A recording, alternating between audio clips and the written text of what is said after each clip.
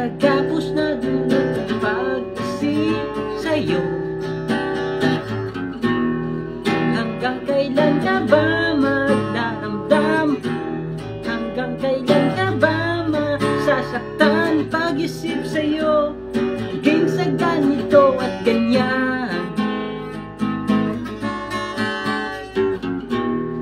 Hanggang kailan ka ba maghihintay? Hindi ka ba